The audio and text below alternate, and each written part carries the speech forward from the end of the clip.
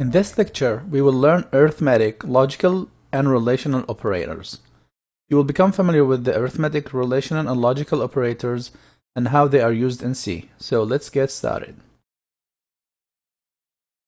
Arithmetic operators. The last one, which is not very familiar to most people, the percentage is used for modulus or for the remainder, and we will see them using some code later on in this lecture. Relational operators. To do an equality comparison, you use double equal sign in C and C++. The not equal uses ping equal, which means not equal. Greater than, less than, and you can also say greater than or equal, less than or equal. Logical operators. There are three logical operators in C.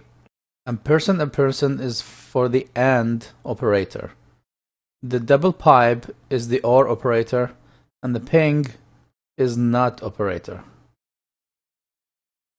Just one thing to highlight, which is very important here, is that in C and C++, 0 is something considered to be false. Anything but 0 is considered to be true. So whenever any expression is evaluated to 0, that means it's false. If the expression evaluates to a non-zero value, whether it's negative or positive, as long as it's anything but 0, then it's considered to be true. This is very important. Alright, so how do we type the logical operators on the keyboard? I just thought to highlight them here so that you know which ones we talk about. The NOT operator is this one. The AND operator is the ampersand sign. You have to hit the shift key to be able to type them. And the last one, which may be the most confusing one, which is this, the OR operator. It's usually on this key here. It's this sign here, which you have to type twice to indicate a logical OR operator. Okay, let's talk about the logical AND operator. So given two expressions, expression 1 and expression 2, if we put the AND operator in between, what is the result? So let's see here the examples, all the possibilities that we have. If you do 0 and 0, the result is going to be also 0. If you do 0 and non-zero, the result will be also 0, which is false. If you do non-zero and 0, also that will be 0. The only time where you have 1, which is true, is if both operands, both expressions to the both sides of the AND logical operator are both non-zero. So true and true results in true. True and false, or false and true, or false and false, they're all gonna give you false or zeros. The next one is the logical OR operator. The OR operator is unlike the AND operator, which is the opposite, kind of the opposite. It's pretty much always true except for one case, which is if both expressions are actually false. So if 0 or 0, false or false, that yields false. However, either one of them is true, then the result is true. So if 0 or non-zero, true. Non-zero or 0 is true. Non-zero or non-zero is true.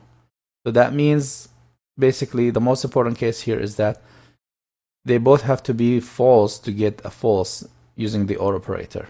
In the AND, they both have to be true to get true.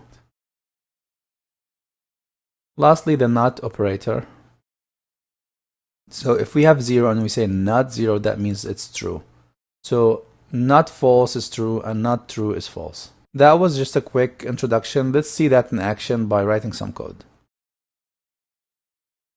Okay, so I'm here in Visual Studio. Let's create a new project by hitting File, New, Project. And let's select Visual C++, Win32 Console Application. I'm gonna call this project Operators. Hit OK.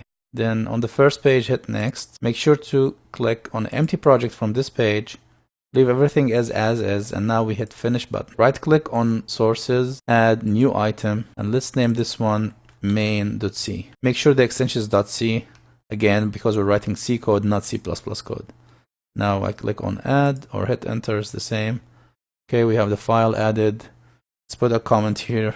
By now we should be very familiar with this code. The first thing we want to see is how to write expressions in C. So this is just an example of an arithmetic expression in C. We also discussed the arithmetic operators star for multiplication, / for division, and then remainder, which is the modulus. Let's see that in action. Integer c equals 10 plus 5 minus 3 times 2 divided by 4.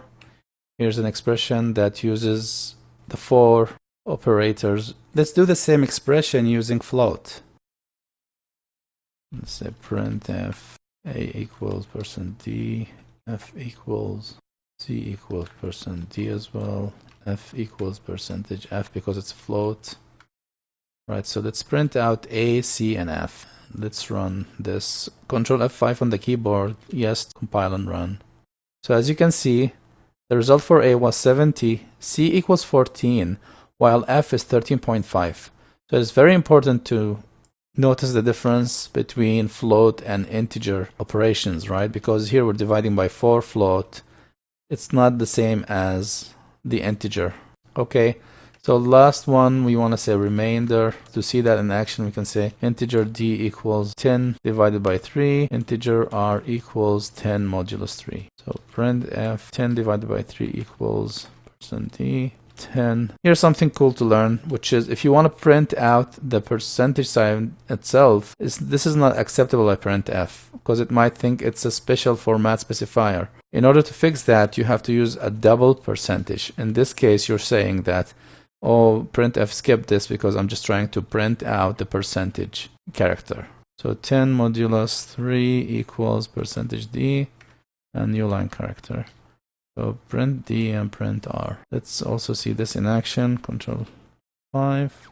Right, as you can see, 10 divided by 3 equals 3, and 10 modulus 3 equals 1. So 3 times 3 is 9, and the remainder is 1. Okay, so that's what the remainder is for.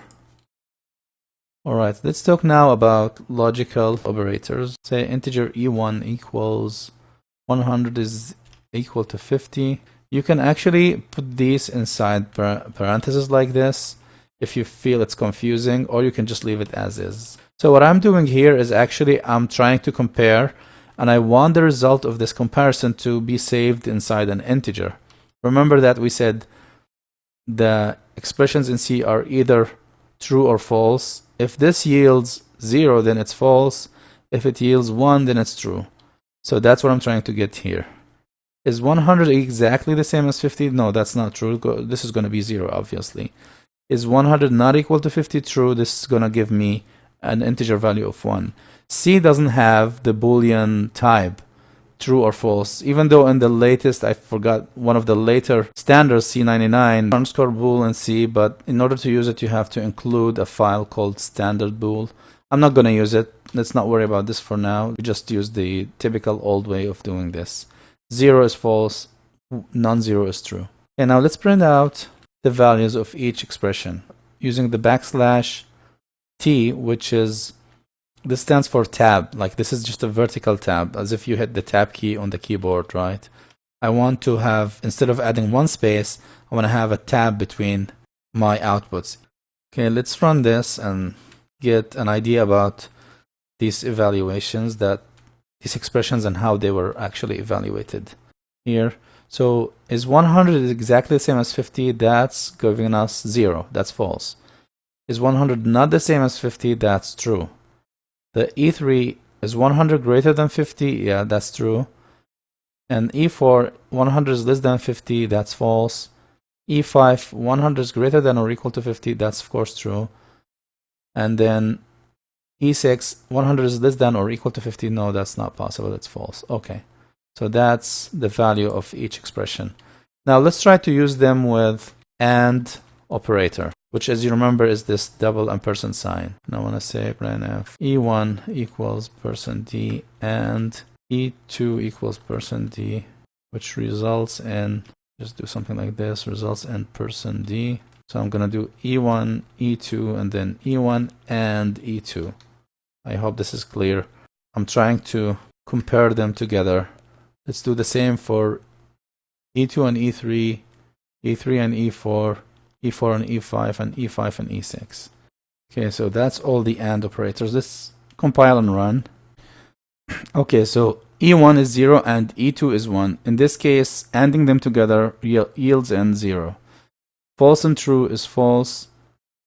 As you can see, the only time where it's true is when E2 and E3, because they're both true, they're both non-zero, it results in 1, which is true.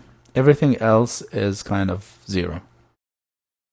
Okay, let's do the same thing with the OR operator. I'm gonna use the copy-paste technology here. I'm just joking, of course. Copy-paste is just a shortcut to save yourself from writing a lot of code. So the OR operator is like this, and be careful with the copy actually paste. From past experience, there's a lot of cases where you forget to change things because of the copy paste. However, I'm gonna show you today a really cool way of using Visual Studio to quickly change something. For example, here I want to really change all of these into OR instead of AND. One way to do that is by using the find and replace and whatever. Right, that's one way. Another cool fast way here, because they're all aligned, I can hit on my keyboard the Alt key, press down the Alt key, and now come with the mouse and then just select these things. As you can see now here, I'm actually, let me zoom in if you can see it, I'm actually selecting like a column select in this case. If I start typing or, see how cool Visual Studio is, it replaces all of them for me. So just by replacing that, let's do it one more time here on this side. So press down the Alt key on the keyboard with the mouse, select and highlight, and now type the OR operator. See, now it's replaced all of them for me quickly. That's a really neat feature of Visual Studio. Okay, so now let's do Ctrl F5 to test this out. With the OR operator, pretty much they're all ones in here. So let's see a case where E4 is 0 and E1 is 0. Let's try a case like that where we OR both E1 and E4. Let's add one more here at the end with 0 or 0. And then here we can say 0 or 0. Right? That's really what it is. Let's run this and see it again. So the last one here, as you can see, 0 or 0 yields in 0. The last operator that we want to talk about is the NOT operator. NOT, which is the ping sign. Let's take, for example, E1. So E1 and not E1. That's pretty much what we want to do with the not operator. Control F5, run it. So you can see E1 is 0, not E1 is 1. Cool. And E1 doesn't have to be really 0. I mean, anything but 0, right? Like if we say 100 and not 100. You can see E1 is 100, not E1 is 0. So anything but 0 is going to be 0. So that's it for the operators.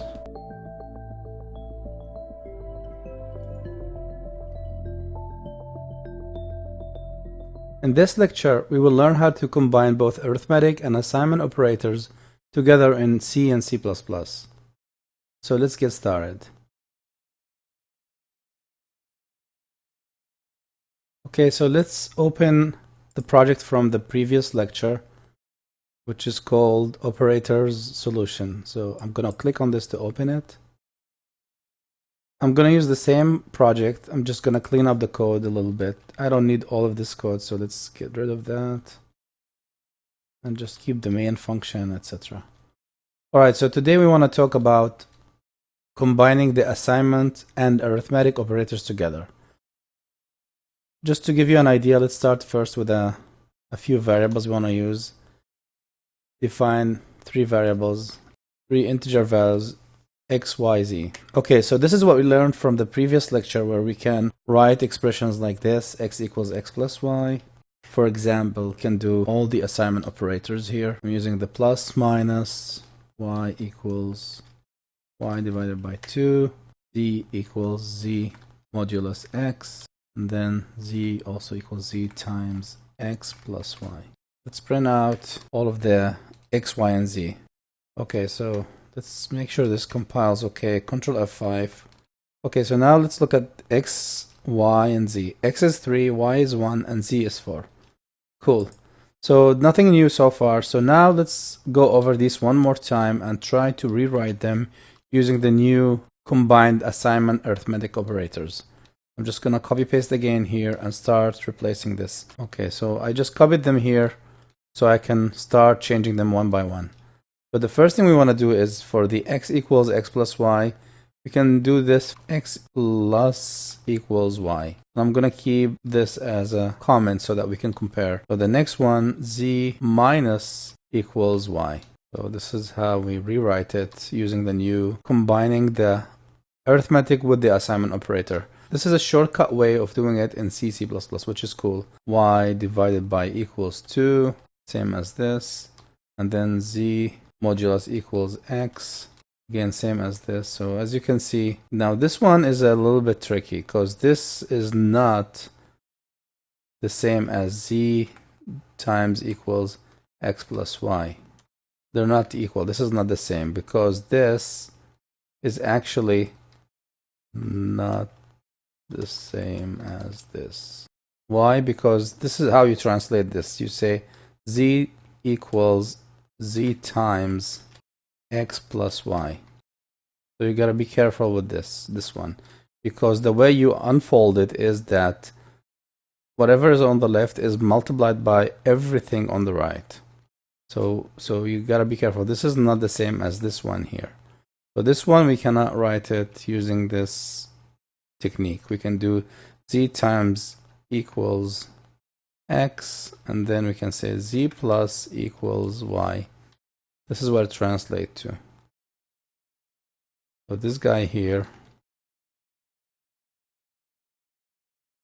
is the same as this. Not the same as this one. This one is not the same. Before we run this, we need to make a few changes. So this is, let's call this before combined operators. And then we can say here, this is after combined operators. Okay, and then one more thing we should do is we should reset these variables. We have to reset them here, but we can't do this because this is like redefining the variables again. This will trigger compilation errors. It's not how you do it. You have to just initialize them like this. And now we set them back to original values, and then we can try again. So Control F5, run. Okay, let's see the values in both cases. As you can see, before the combined operators, x was 3, y 1, and z 4. After the combined operators, again, x is 3, y is 1, and z is 4. Alright, so this is exactly, and let me just actually bring this one up here. So now this here is the exact same as the block here. Everything is pretty much clear except for this last one because I had to do it in 2 statements. Probably we shouldn't do it. I just wanted to add it here to mention that you gotta be careful about not doing it this way, right? Z times equals x plus y, because this means times everything on the right of the assignment, which is not the same as z times x alone plus y. Alright, so that's it for the combined assignment arithmetic operators.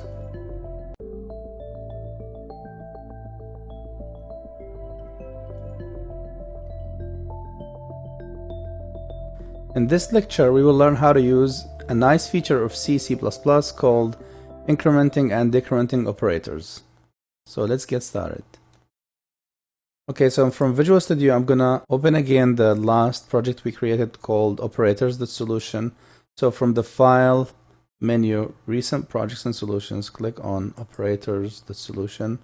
And let's clean up this code because we don't need this code. So one quick way to do that is by coming here to this open curly brace. I can hit on the keyboard Control-Shift and then at the same time type the closing brace, because that will match the two together. As you can see, it just selected everything in between. Let me zoom out a little bit to show you. Selected everything in between the two curly braces. Now I can just say delete on my keyboard. It's all gone. And then now I'm gonna just, and the way you can zoom in and zoom out from the mouse is by holding down the Control key on the keyboard, and then with the mouse scroll button you can scroll up, scroll down till you zoom in and out, just to a convenient zoom factor. Another way to do it is from here. You can see this drop down. You can zoom in and out as much as you want. You can even type in here the exact percentage you want. I think this is good enough for me. Today we want to talk about two cool operators in C called incrementing and decrementing operators. So typically we do something like this. Integer x equals, for example, 10, right? And then if we want to add 1 to x, we can say x equals x plus 1. Or another way we learned from previous lecture, which is x plus equals 1. We can do the same as the above by doing plus plus x. This is the prefix format. So what this is doing is just telling the compiler, please increment x by 1. The postfix, as you might have guessed, is going to be like this, x plus plus. What is the difference between plus plus x and x plus plus? Well, that's only going to be visible in things like the following. Let's get rid of this. So to see the effect, let's do it this way. Let's just do this first. Control F5. Now you can see here, x is now 11 because it's been incremented. So the postfix notation is going to be x plus plus, and of course it's not going to make any difference, right? Now we're going to zoom in and see it's the same. So now you might ask, what is the difference between prefix and postfix notation? In this case where we do plus plus x and x plus plus, it's really not going to be any different. However, in other cases where we combine multiple expressions together, for example, let's try it here first. If I do the plus plus inside the printf, and then we try it one more time with postfix, let's see the difference. Control F5. Now you can see x is still 11. Okay, that's not a big deal. All right, so now let's do it with this guy. Comment this out for a minute. And now let's move this to be a postfix. Now if we look, x is 10, not 11. Is x really 10 or 11? Actually, x is really 11, but what happened that the postfix notation makes it such that this gets incremented after this whole expression is evaluated. So now x is being passed to the function printf first, then it's incremented afterwards. The main difference between postfix and prefix is that the postfix happens after the whole expression is evaluated, whereas the plus plus x, the prefix, happens before the expression is evaluated. A better way to see the difference is as follows. Let's define integer y. Okay, let's say y equals plus plus x. And then let's define also integer z. And then say here z equals x plus plus. So in this case, y is equal plus plus x. This means that first increment x and then assign to y. Y should be 11. In this case, what we're doing here is we're saying assign x to z, then increment x. Let's go back here a little bit. In this case, x is still 11 as well. We say assign x to z, then increment. Since x is already 11, so z is going to be 11, and x becomes 12. So let's try printf here. So let's run this and see how it goes. Control F5. So x was 11 and y was 11 in the first case. In the second case, x became 12 and z became 11. Cool. So what we really should do is maybe if we did this again here just to confirm that it's different. Let's run it again and see. You know, x and z are both 12, whereas in the previous case where we had it at the end, as you can see here now, x is 12 but z is 11. So the postfix notation, like I said, that the increment happens after the evaluation of the expression. So use x first, then increment it. Here, increment x first, then use it in the expression. Okay, so everything we learned so far applies exactly the same for the decrementing operator. So decrementing uses the minus minus notation. So for example, so by the end of this expression, both y and x should have the same value. Postfix notation z equals x minus minus. This means assign to z first value of x, then decrement x. So if you get that, basically you get the difference between postfix and prefix notations, and that's how we use both decrementing and incrementing operators in C. Let's just print out everything at the end. We decrement x first and then assign to y. By the end of this statement, both y and x should have the same value. Print that out. Then the postfix notation, we first assign x to z, then decrement x. After this expression is done, z will be the previous value of x, then x will be decremented by 1. Let's Control F5 and see that in action. You can see here the last two statements, last two outputs, x equals 11, y equals 11, they're the same. X is 10, whereas z is 11, the previous value of x, same as y. So that's everything about incrementing and decrementing operators.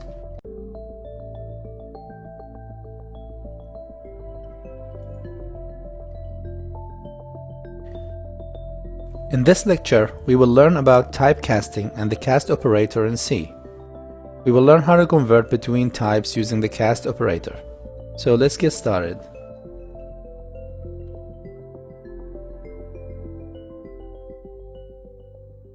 So here I am on Visual Studio. We're going to use the solution from previous lecture on operators. So it's the first solution here, operators.sln. Click on that to open it. Let's clean this code a little bit. I'm going to use a quick way to delete all this code by coming here to the open curly brace. On my keyboard, I'm going to hit Control Shift and the closing curly brace so that it matches it. At the same time, it will select everything in between. Hit delete to delete everything, and then alright, so let's get started on typecasting. Typecasting is something that you need whenever you want to convert from one type to another. It's referred to as typecasting or type conversion. These are two different names for the same thing. Let's take a good example. Let's say float a equals 4 divided by 3. In this case, what's going to happen is that the compiler will look at this expression here and it says, oh, you're dividing 4 by 3, which are integer numbers.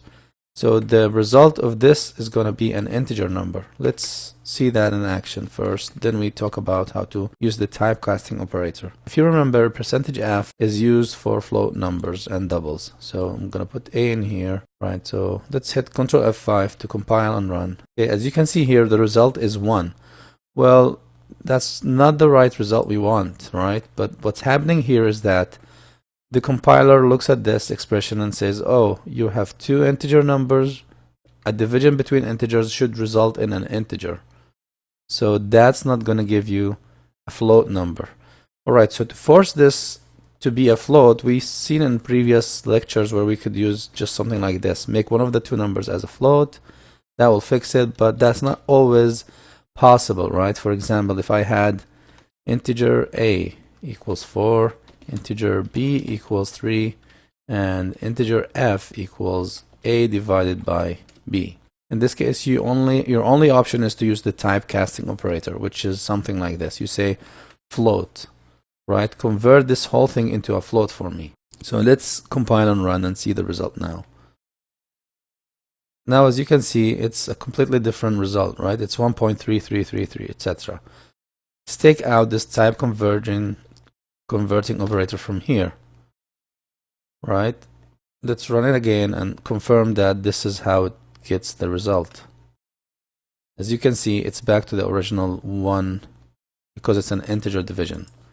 Notice also down at the bottom here it says, as you can see here, initializing conversion from integer to float, possible loss of data.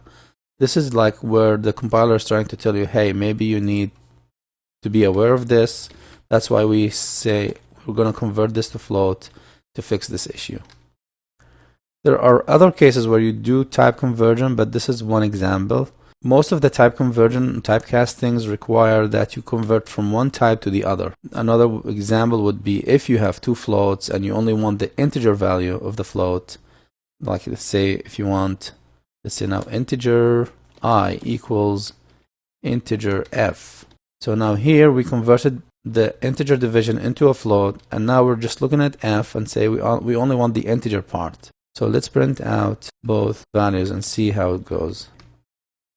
Okay, Control F5. So now as you can see, f is 1.3333 where I is 1. And the reason is, like I said, we used the typecasting operator here, converted an integer expression into a float. We again here used an typecasting operator to convert a float into an integer. That's it about typecasting operators. It's an easy way to convert from one type to the other.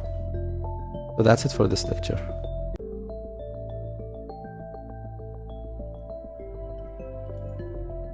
In this section, we will learn about the conditional statements in C and the ternary operator. We will learn how to use conditional statements in ternary operator. We will learn about if-else conditions, the switch statement, and how to use goto and break keywords. So let's get started.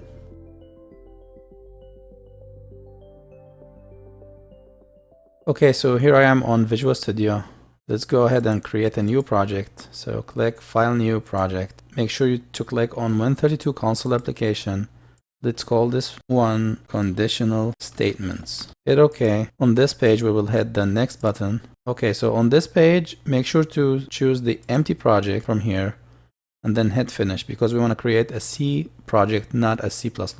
Now we want to add our first source file. So right click on source files and say add new item. By default it has C++ file. So let's name this one main.c and click add. So today we want to talk about how to use conditional statements. This is where you want to write some conditional code that based on inputs, based on some variables, you want to decide what to do in your code. If I have a value of, let's say 100, what do I do with it? If it's a value of 50, what do I do with it, etc. All programming languages, high-level programming languages, will have this if then else construct. In C, there's no notion for the then. There's, as you can see, the if and else are keywords, but then is not there. So if expression is true, we do something here. Else, if that expression is not true, then we do something else here. So this is when the expression is true. This is when the expression is false. This is the if-else construct in C and C++. Now this expression can be a simple comparison between two values, or like you can say if 100 equals 100, that's considered to be true. Or you can say if 100 is greater than 50, that's also true. You say 100 is less than 50, that's false, it's going to go here. Typically what you have here is a statement that's ending with a semicolon. You will have to do some code here, some code here. This is considered to be a single statement if condition, meaning that it will only execute this one here. So even if you don't have the else, which by the way, the else case is also optional. You don't have to have the else. It's optional. You can have this is the smallest if statement you can have. However, if you have multiple statements, let's say this is statement 1 and then statement 2, this is not going to be part of the if statement. Because if the condition is true, it will come here. If not, it will just continue. But if you want more than one statement, then you would have to make it a code block like this. You have to make it something like this. Then you can have as many statements as you want. All right, there's two conventions where you either have the curly braces aligned with the if statement like this, so that it's clear to see it. Some other people, especially people from the Linux background, they like to do it this way. Either one is fine. As long as you are consistent and you can read your code fine, then this is okay. All right, so let's jump into some examples. Let's say we have integer a equals 100, integer b equals 50. Let's do a comparison. If a is greater than b, then we will say printf %d is greater than %d. In this case, a is greater than b. That's what we want to display. All right, so let's run this, Control F5. Yes, as you can see now, 100 is greater than 50. Okay, that's good. So what if we flip it around? What if we say 50, 100? In this case, it's going to say if 50 is greater than 100, that's not true. Nothing's going to happen. Let's see that in action. Okay, now see, as you can see here, nothing has been printed out because we don't capture the else case. Now we can say else, printf. And now we say a is less than b. Okay, Control F5. And now this is the output we want. 50 is less than 100. All right, what if we have the case if they're both equal like this, right? It's going to check here. If 100 is greater than 100, no. Else it's just going to go here. So let's see this in action.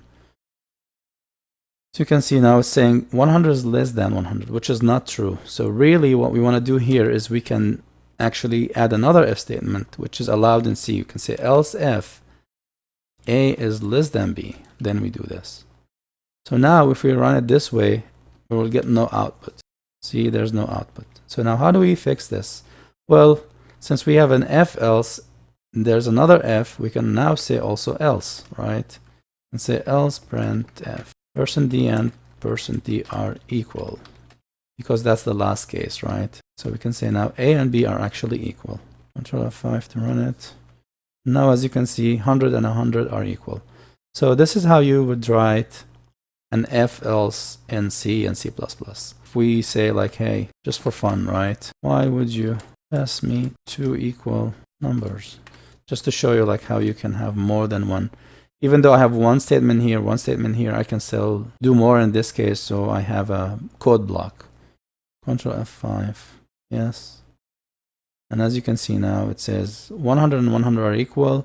Why would you pass me two equal numbers? All right, so that's a quick example of an conditional statements using if else.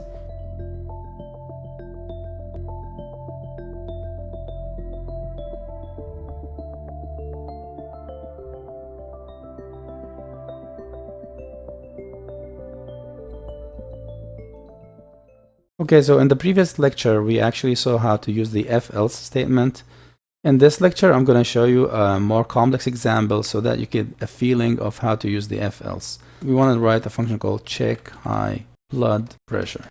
Let's actually open up a web page to see that before we start digging into the code. Okay, so I have this page about understanding blood pressure readings. I like this table here. As you can see, given two numbers, you can decide the category of the blood pressure you have. So we have systolic number and diastolic number. If the first number, systolic, is less than 120 and the second one is less than 80, then it's a normal blood pressure.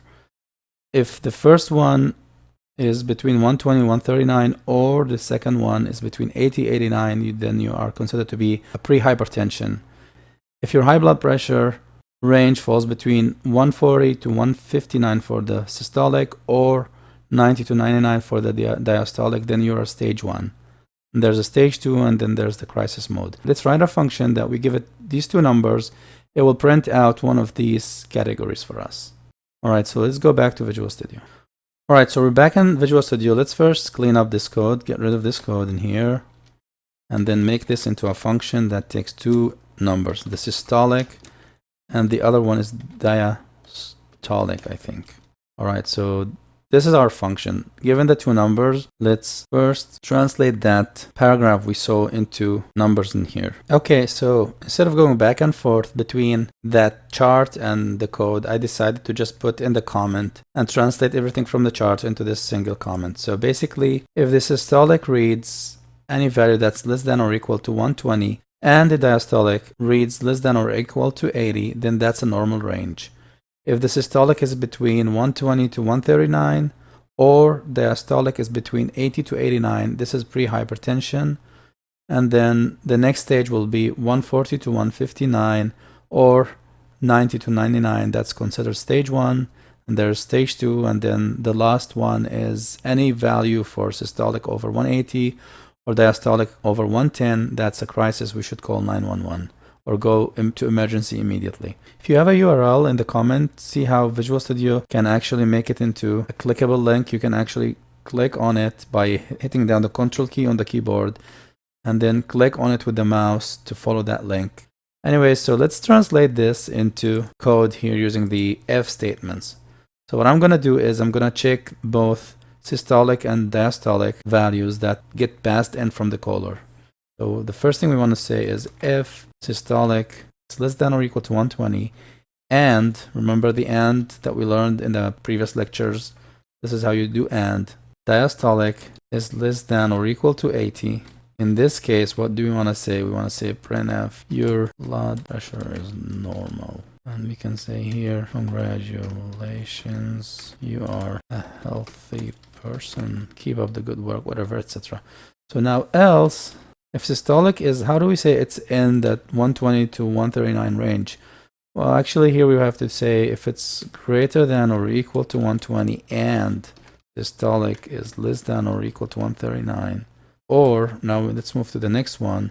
Usually people would surround this inside parentheses just for ease of readability, that these two are added together, or the diastolic greater than or equal to 80 and diastolic is less than or equal to 89. Okay, so this is the second condition. We can actually use comments here. Normal. Come back to printfs later. This is pre-hypertension.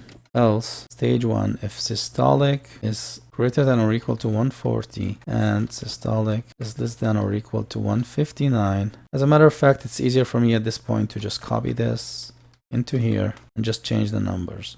Okay, so now we say 140, 159, diastolic is 90 to 99, and we can just simply say now this is stage 1. Let's copy this, paste it here, and now we say stage 2, right, in the comment 160 to 180, or diastolic is 100 to 110. This is just an example on how to combine if-else together. Okay, so last thing we want to do is if it's over 180 or the diastolic is over 110, then it's a crisis. And last one here, else if systolic is greater than 180 or diastolic is greater than 110, and this is crisis. All right, so now let's go back and fill in the remaining stuff, which is we're gonna do this. Publisher is pre-hypertension, or you can bring it down, something like this. Stage 1, you are considered hypertension with stage 1. Search to see how you can as soon as possible. This is dangerous. Okay, stage 2, we can say this is very dangerous. Make sure to consult with a doctor. Okay, and last but not least, this guy here, you need to go to emergency now. Please dial 911 right away. The life-threatening. Last one, blood pressure readings are unusual. You're still alive and breathing. Go see a doctor. Okay, so now we're done with this code. Let's see how we can test it. You can say check high blood pressure with, let's say 120, 80. Let's check with somebody whose blood pressure is 129, 88. Let's check with somebody whose blood pressure is 139, 98. Just keep pumping up these things. 49, 108, for example. Somebody who's 169, 118, etc. Actually, it's better to also print out here, printf checking blood, checking readings for person D / person D, because it's, you know, this is how we do it. Let's say systolic and diastolic. Okay. All right. So let's give this a try and see what kind of output we get. Control F5 to compile and run. Checking readings for 120 over 80. Your blood pressure is normal. Congratulations, you're a healthy person. Great. Checking readings for 129 over 88. You're considered pre-hypertension. Consult with a doctor and see how you can bring it down. Checking for 130 over 98. You're considered pre-hypertension again. For somebody who's 149 over 18, he's stage 1. 169 over 118 is stage 2. One last thing maybe we want to check is that, let's say, what is a good case to do a nested if-else? Say the crisis mode, right? If somebody here, like for example, I can say if systolic greater than 180, we can say, and if your systolic is way too high, we can do something like this. So you can see here we have an if statement. We also have a nested if statement inside an if statement. This is only true if this systolic, in fact, we can just do even like this over 200, for example. Way too high. So this is considered to be like nesting of if statements. You can nest as much as you can. And let's hit this Control F5 to see how this is actually prints out. In here, your systolic is way too high because it's 210. That's gonna satisfy this if statement and this if statement. So that's it for if-else conditions. In the next lecture, we will talk about the ternary operator and how it minimizes the use of a lot of if-elses in our code. And in future lectures, we will learn about a switch statement, switch case, where if we have a lot of cases like this, we can simplify it by using the switch case.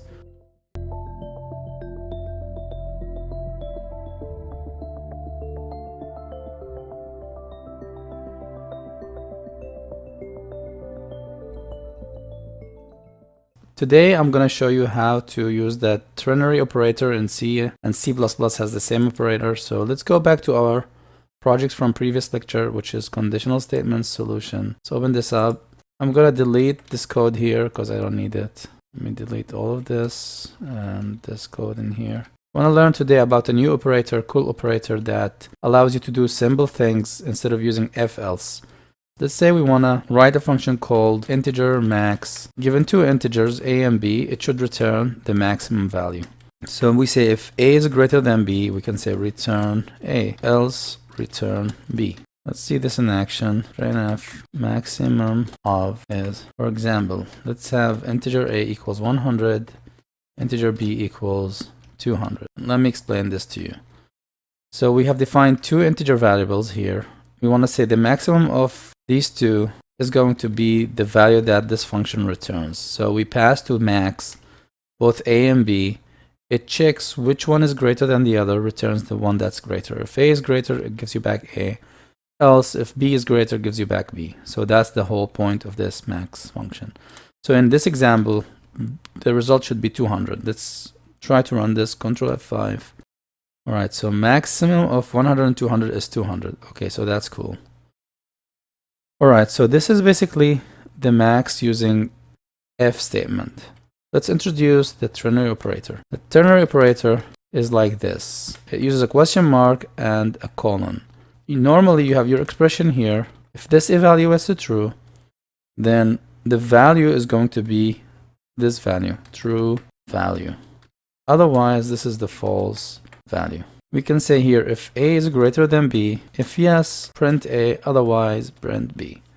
So this is actually exactly the same as writing this if statement. If a is greater than b, return a, else return b. Okay, so now we have used the ternary operator here instead of the function. We say is a greater than b, return a, otherwise return b. So let's see this in action. Control F5 to run. So as you can see, the maximum is still 200. So this actually substitutes that function. So this is exactly the same. In fact, let's try to get this into here. We can just simply say return a is greater than b.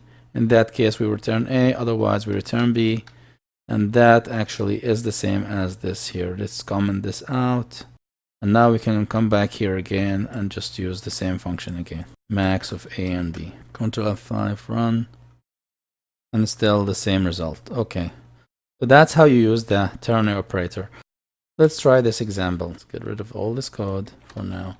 So if your age is greater than 18, you're allowed to vote. Otherwise, you cannot vote. Control F5 to run this and see the yes in action. You cannot vote. As we can actually say your age is person D. Control F5 to run again. So here it says your age is 18, you cannot vote. All right. Now let's say if somebody's age is 30. Now it says your age is 30, you're allowed to vote. So basically this is where you can sometimes quickly use the ternary operator. There's many cases like that where yes, booleans you can translate from 0, 1 to true, false, and it saves us from writing a lot of if statements and makes the code more condensed. So that's it for the ternary operator. Hope you try it yourself, practice with it, and get used to using it from now on.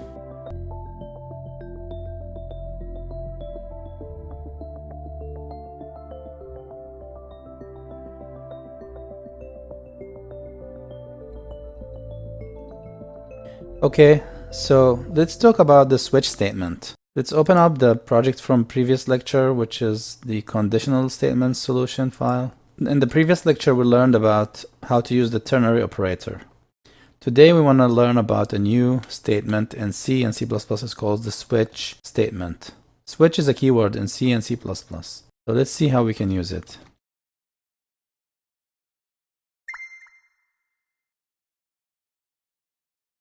First thing I want to do is get rid of this code because we don't need it. Imagine if I want you to write now a function that displays the day of the week. Let's say we have a function that's called display day name, for example, and we give it an integer d. So the specification for this function is that, let me write this in a comment as follows. If we give it 1, it should display Monday, for example. 2 for Tuesday, etc. And then 6 is Saturday, 7 is Sunday. All right, so let's imagine we want to write this function. Given the day of the week, we can display its name. So let's do this first using if statement. If d equals 1, then we say printf Monday. Else if d equals 2. Let me do it all and then we can talk afterwards. Okay, so this is how we translate. Basically, given a number that represents the day, using if statements, we will check if that number is 1, then we say print Monday. If we say that number is 2, then it's Tuesday. Else if it's 3, then it's Wednesday, etc. And the last case here, if somebody passes in like a 0 or any value other than these, then we say this is an invalid value. So let's see how we can call this display day name, let's say for number 2. Okay, Control F5 to compile and run. So as you can see, Tuesday is the result of day number 2 because it's this case here. All right, so imagine you have code like this and you want to basically use the if statement like this. There are cases where it gets more complicated than that. I'm just giving you an example where we could benefit from the switch statement.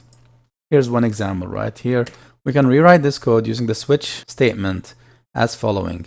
Switch d, this is the constant value expression that you want to compare. And then for each case that it matches, you put a case statement in here. Case 1, in that case, we can say it's Monday. Then we can say case 2, in that case, it's Tuesday.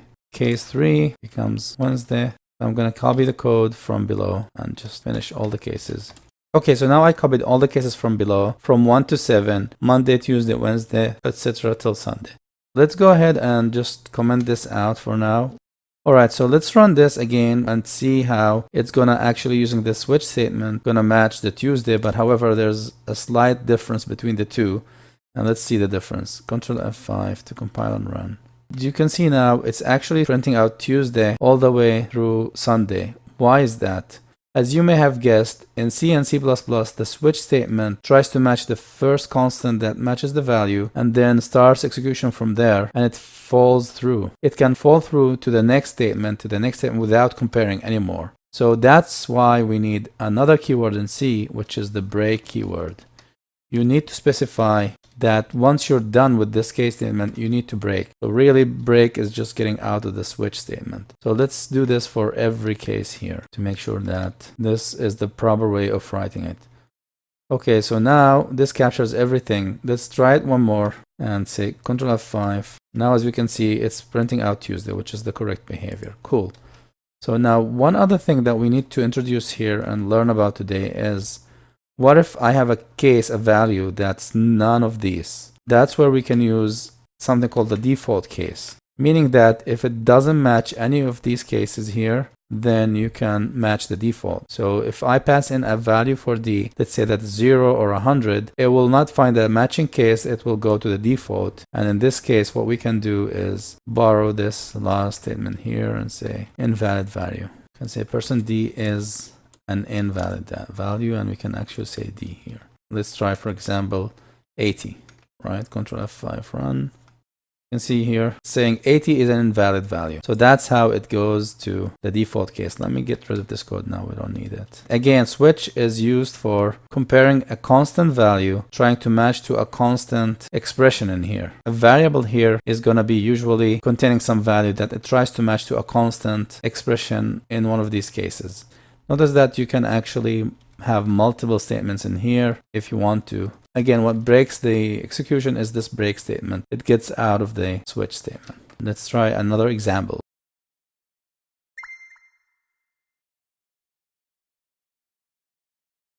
Let me get rid of this code. Okay, let's do this example to see how we can do multiple cases together with the switch statement. Let's say we want to display the grade name for the numbers from 100 to 60, for example.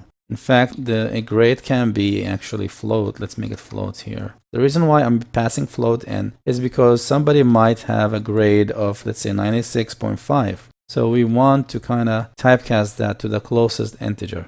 So let's say switch integer grade case 100, case 99, 98. And you can do it even the other way around. Again, the order is not important, right? It's just for simplicity for us humans to be able to read this. printf in this case, A+. Make sure to have a break here before you move on to other cases so that it doesn't fall through. Okay, so I'm just gonna stop at grades B- here because you get the idea, right? You can continue with the rest as an exercise, finish all of them, and at the very end you can say default if it doesn't fall into any of these. You can optionally put a break in the default case as well, and I recommend that you always put that in here. Also notice that if you try to repeat the same case twice, for example, if I put this case in here, immediately you will get an error. As you can see here, the red squiggly is saying that 82 is, if I hover on it, the case label value has already appeared in this switch at line 52. So this is line 52. So it's smart enough to tell you that this has already been used. So even if you make a mistake and try to duplicate things, it will catch it for you. Cool. So just for the sake of this exercise, let's try out some values are above 80. Let's say here, display grade name. Say my grade is 95.5 just for fun. Okay, Control F5, compile and run. As you can see now, my grade is A because 95.5 happens to be in here in this category, right? 95, because we do a typecast from float to integer. Let's try something below 80 to show you the default case. If I say my grade is 77, Control F5, run. And now it's going to go to the default case. 77 is not graded yet. That means we don't have the code. So if you're interested, you want to practice, go ahead and finish the remainder of the categories in here, and just that's a good practice to try it out yourself. Another thing that I want to mention is that some cases, some situations may be a better fit for the if statement, and some situations may be better fit for switch. So with practice, you will figure this out by yourself. Like for example, in this case, it might be probably similar to just use the if statement because you can compare ranges, etc. You might even try to find some kind of a smart calculation method that you can divide the numbers and then do a lookup table, which is something we can do in a future lecture. But just to give you an idea here how to use the switch statement, and also to know that not everything can be a good fit for switch statements. Some things might be a better fit for if, some things are better fit for switch. Leave that to your own judgment, and with practice you will learn it more and decide which way to go. Alright, so that's it for the switch statement.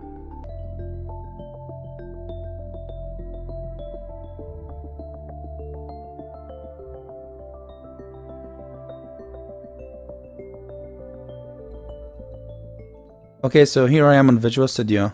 Just go ahead and create a new project. Click on File, New Project. Okay, so on the New Project window, make sure you have Visual C++ selected. And from the list here, select Win32 console application. Let's call this one Break Keyword. Click OK. On this page, just click Next. On this one, make sure to select Empty Project and then hit Finish. Right-click on Source Files, Add New Item. And as usual, we want to call this main.c. Click Add. Today's lecture is about using the break keyword. Break keyword is used with the following statements in C and C++. Inside the switch statement, we use the break keyword so that we can break out of the switch block. Secondly, in loops, we use it with for, do while, and while loops so that we can break out of the for loop or the do while loop or the while loops, etc. So let's see an example of how we can use it. Make sure you understand how to use the break statement, and also in cases where we have nested loops or nested switch statements inside loops, etc., that you understand the rules of the break statement. So let's get started. I'm just going to create 2 for loops.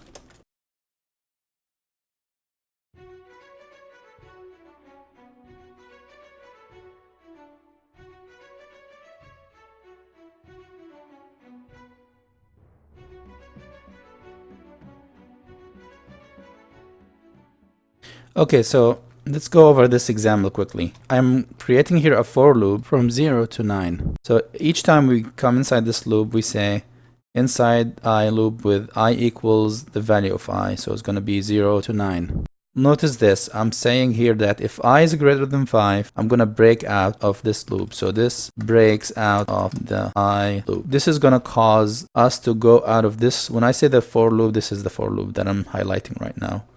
So between this curly brace and this curly brace. And the way you can select, can click on the keyboard, Control, closing brace. That will also tell you where's the matching brace for this one. If you hold down the Shift key while you do that, Control Shift, try to type the closing curly brace, it actually selects what's in between, which is a cool way to select everything inside. Alright, so escape to cancel that. I'm just showing you that if I is greater than 5, just break out of the for loop. Which in this case, this break just breaks out of this scope here. Alright, so now, as long as I is less than 5, we continue and say for j equals 0 is less than 10, so from 0 to 9, there's a switch inside the for loop. If the case is 1, meaning if j is 1, j is now at its first iteration. Actually, this is not true because 0 is the first iteration. Let's do this 0 instead. And make this 1 because it's 0 based. Alright, so now it's at its first iteration with 0, and then 1, this is the second j loop. If the value is 3 or anything else, it comes here and continue with the default case. We can actually just show here, this is the default case, something like that.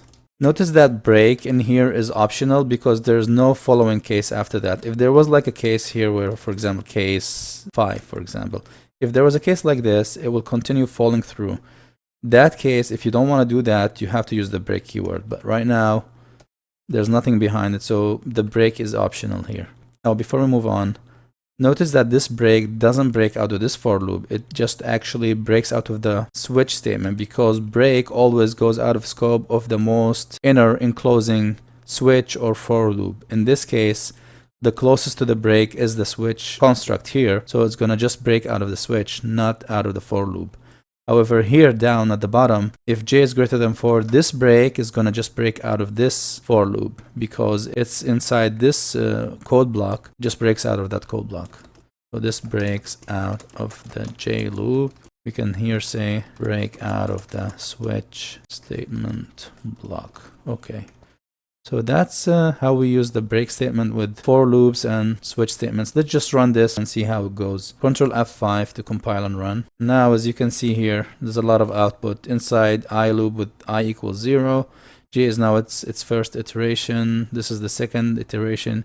J counter is now 2 because 2 is going to fall through the default case. Same for 3, 4, 5. And then I could have added some output here just to make sure that we are at the right location. We can just say here star star star breaking out of I loop so that we can see this in the output. I'll do the same here for the J loop. Instead of star star, I'm going to say plus plus plus.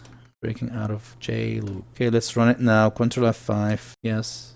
As you can see here, there's a breaking out of the J loop. It's showing multiple times, and then I show you at the very end here. It says breaking out of the I loop. Okay. So that's pretty much it for using the break keyword with a switch statement with loops like for. I haven't shown you how to do it with do while or while, but it's pretty much the same. You can turn this into a while loop, etc. But it's the same concept. Nothing is going to be different. Alright, so that's it for this lecture. In the next lecture, we'll talk about another keyword similar to break, which is called the continue keyword. So see you in the next lecture.